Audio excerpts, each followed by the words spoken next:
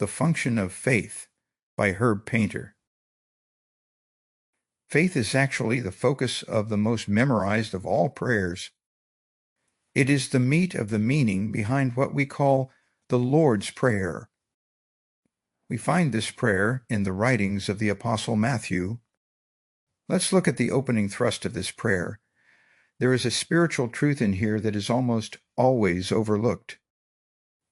Matthew 6:10. Thy kingdom come, thy will be done in earth, as it is in heaven. Here's a direct appeal to God to bring the reality of what is happening in the heavenly spiritual realm into the earthly or physical realm. Christ is instructing his disciples how to transpose what is actually happening in God's kingdom down into this earthly kingdom.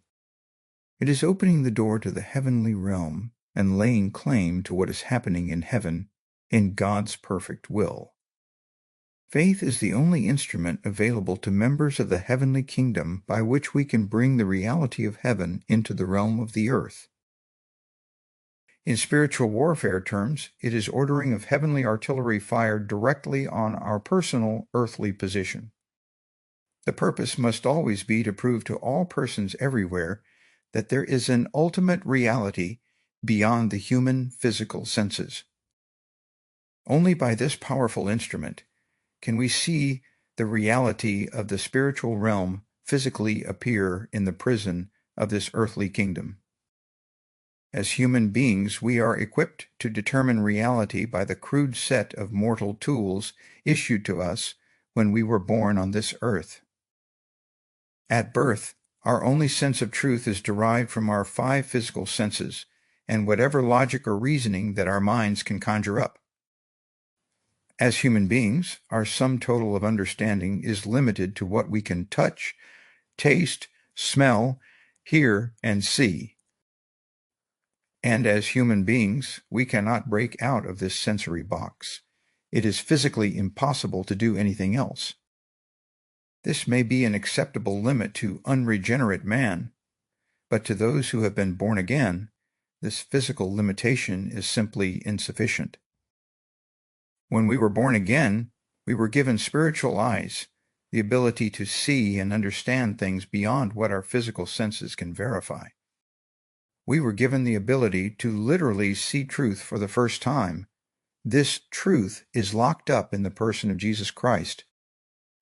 Christ is truth, and if we wish to see truth, we must see every situation through his eyes. This is not a physical process, it is a spiritual process.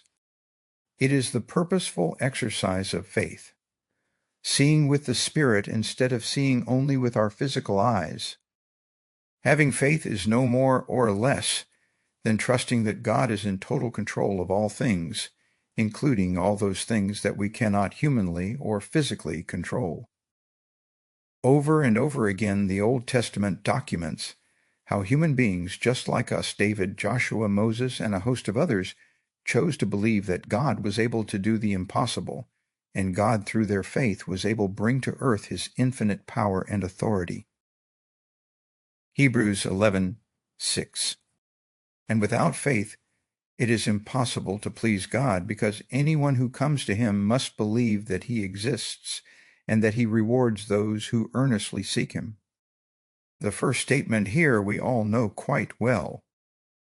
It is used as a proof that human merit is hopelessly inadequate to please God, and that faith is the critical building block needed to relate to him. But do we realize the gravity of the second statement? We most often use this passage to teach the truth that Christ is returning to earth and that he intends to reward those who are found abiding in him. However, I believe there is a much more powerful truth being taught here. We must believe that he exists and that he, even in this present world, is a rewarder of those who earnestly seek him. So, what is the reward? I don't think it a stretch to believe that God rewards those whose minds are steadfast on him, and that they will receive whatever they ask for if they ask it in total confidence. And that total confidence means that we believe that He not only will answer our prayer, but that our prayer has already been answered.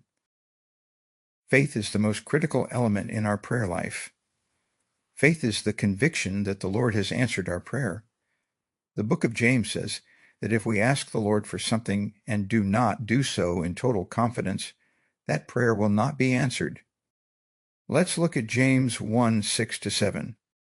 Let him ask in faith, never doubting, for the one who doubts is like a wave in the sea that is driven and tossed by the wind. Such a person should not suppose that he will receive anything from the Lord, because he is a double-minded man and unstable in all his ways. Put simply, faith is confidence, not in ourselves, but in the God of faithfulness,